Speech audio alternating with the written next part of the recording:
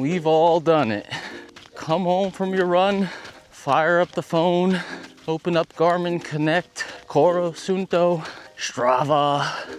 What's the main thing everybody looks at? The summary data, of course. How fast did you run? Did you keep up with your previous runs? Have you ever done this at the end of your run? Supposed to be tapering down, cooling down. Check your average pace. What is it? 8:59 per mile. Uh-oh, you're slowing down, you're cooling down, it's creeping up. 9 minutes, 9:01. Ooh, 8:59 would certainly look nicer in Strava. So you speed up. Gotta get that average pace down. Gotta make sure I match what I did last time. People are looking at this. I'm looking at this. Do not, I repeat, do not fall into this trap. Do not play this game with yourself. I'm gonna give you one tip today that could possibly fundamentally change your training and the way you run every single day. Everybody knows how important the warm-up and cool-down portions are of your run. Yet, we can tend to royally screw those up by chasing summary data in our activity feeds. So, no more suspense. Just trim your data. Cut out the warm-up, cut out the cool-down portion, and average out the main portion of your run and make your own summary data. The summary data that really counts. This is gonna do a number of different things.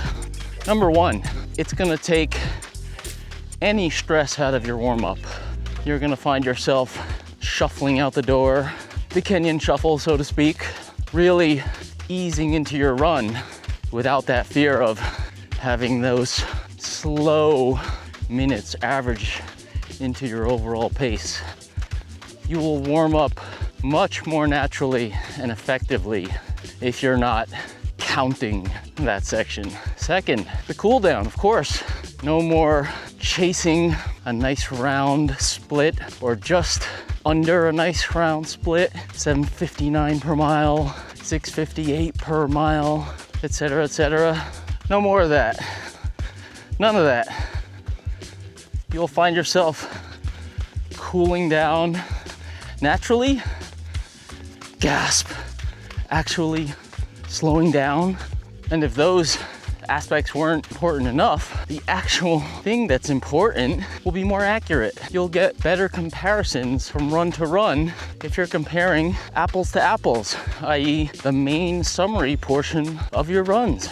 We all have those days where the warm-up takes longer, or you feel quicker on the warm-up, cool down where you're just happy to get through the run and you just slow down a lot more.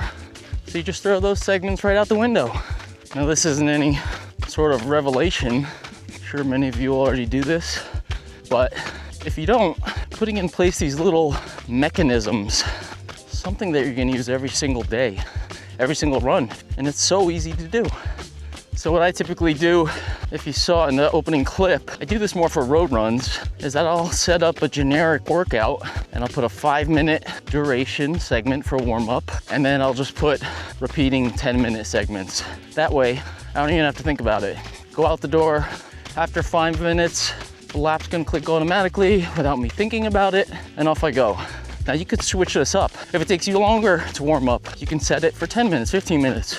If you typically track by distance, half mile, 1 mile, whatever you want to do it. But I think it's effective just to make it automated. If you're kind of used to doing this sort of thing, like me, I know it takes me about 4 minutes or so to get to the trailhead from my house. So that's typically my warm-up segment. And even if I don't use one of my generic workouts for trail runs, I typically don't. I'll just click the lap after that 4 minutes or wherever I am close to the trailhead. It doesn't particularly matter. I like to get it kind of on a round number for that warm-up, so it's easy for me to trim it after the fact. So I'll just click off that 4-minute warm-up and then just go on with my run. As far as ending the run, whenever you're done with however many miles or duration you want to do that day, just click that lap button when you're ready to cool down and then really cool down.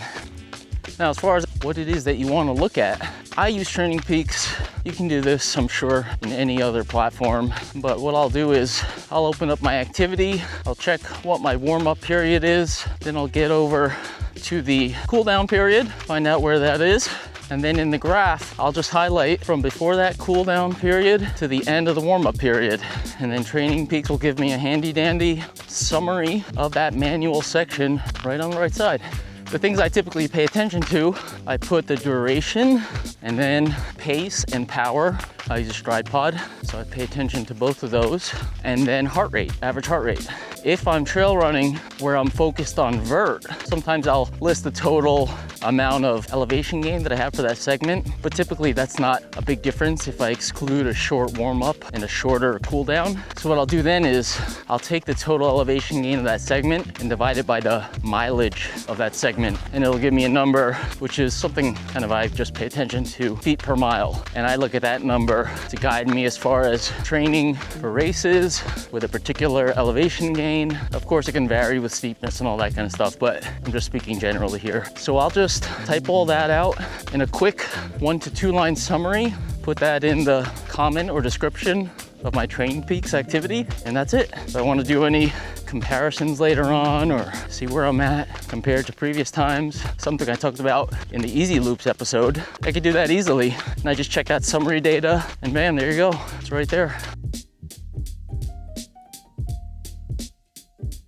So once you've created your own custom workout summary, it may not vary that much from the total workout summary you saw before. It all depends on how long your run was, how slow or how fast the main segment was, the warm up, the cool down, all that. But like I said, it's just a mechanism to keep you honest in a way. If you start doing this, you may actually find that over time you'll see a greater difference between the full summary and the main summary, we'll call it, that you create, because you may find that you actually do start warming up more slowly and naturally, and you do cool down more gradually, more slowly. So once you do this, you may find out that the difference actually increases between your custom summary and the actual workout summary. And that's probably a good thing. So I'm on my way back, closing out this run here. I'll take a look at the activity when I get back.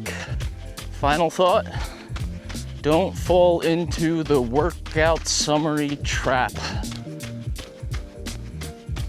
So I'm gonna click off the main part of my run here at 104. Cool down time.